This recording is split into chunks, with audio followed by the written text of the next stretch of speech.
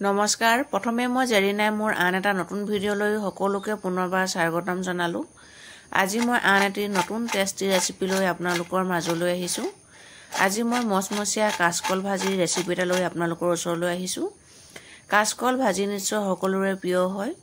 কেতিয়াবা কি হয় কাচকল ভাজিলে কাচকলখিনি মচমচীয়া নহয়, অলপ হেমিকি থকা যেন হয়। আহকচোন আজি মইনো কেনেকৈ মচমচীয়াকৈ কাচকল ভাজিবলৈ প্ৰথমতে মই লৈছো দুটা কাচকল। এতিয়া কাচকল দুটা আগ আৰু পাছ দুটাই কাটি ধুনীয়াকৈ বাকলিখিনি গুচাই লম। আপোনালোকে ভাজি যিমানটো পৰিমাণত বনাব বিচাৰে সিমানটো জোখতে কাচকল লৈ ল'ব। কাচকল দুটা বাকলি গুচাই লৈ ভালকৈ ধুই লোৱা হৈ গ'ল। এতিয়া মই ঘূৰণীয়াকৈ কাচকল দুটা কাটি ল'ম।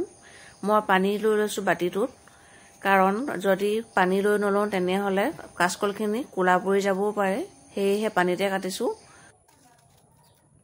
কাচকলখিনি ঘূৰণীয়াকৈ কাটিছো আৰু মিহি মিহিকৈ কাটিছো।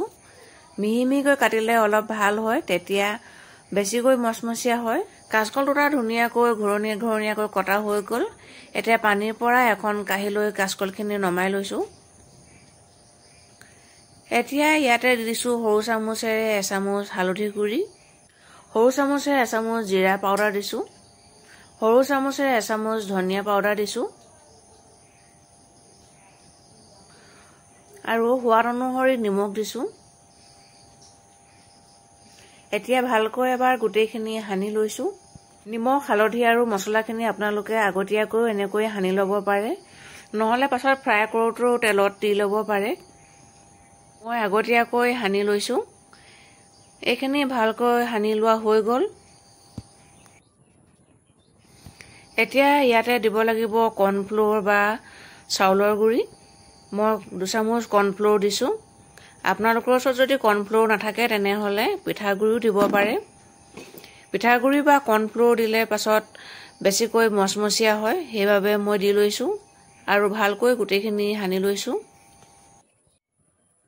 ধুনীয়াকৈ কৰ্ণফ্ল'ৰ আৰু মছলাখিনি সানি লোৱা হৈ গ'ল।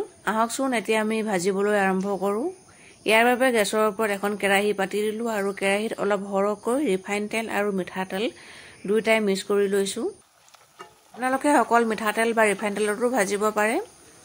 তেলখিনি ধুনীয়াকৈ গৰম হৈ আহিছে। এতিয়া মই এপিচ এপিচকৈ কাচকলখিনি দি দিছো। আপোনালোকে বাৰু এনেকৈ কাচকল ভাজি খাইছেনে? যদি নাই খোৱা এবাৰ নিশ্চয় ট্ৰাই কৰিব আৰু বনাই খাই কেনেকুৱা পালে মোক কমেণ্ট কৰি জনাবলৈ নাপাহৰিব।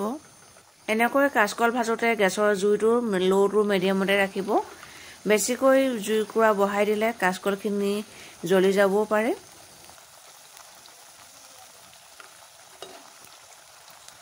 কাচকলখিনি যেতিয়া 50% মান সিজি যাব তেতিয়া ঢাকোনখন দাঙি কাচকলখিনি ভাজি থাকিব।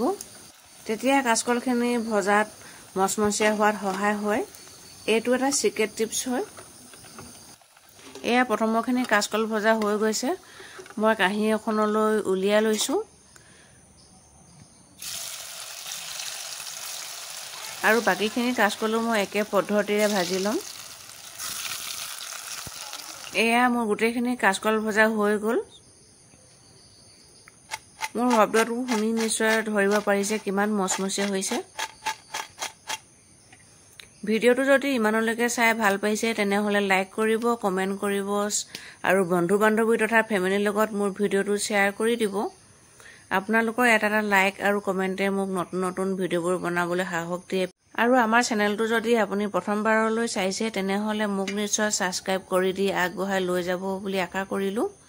আৰু ছাবস্ক্ৰাইব কৰি দি কাষতে থকা বেলটো টিপি দিব, তেতিয়াহে মোৰ আহিবলগীয়া প্ৰত্যেকটো ভিডিঅ'ৰ নটিফিকেশ্যনবিলাক মই আপলোড কৰাৰ লগে লগে পাই থাকিব। তেনেহ'লে আজিলৈ আহিছোঁ। Bye bye.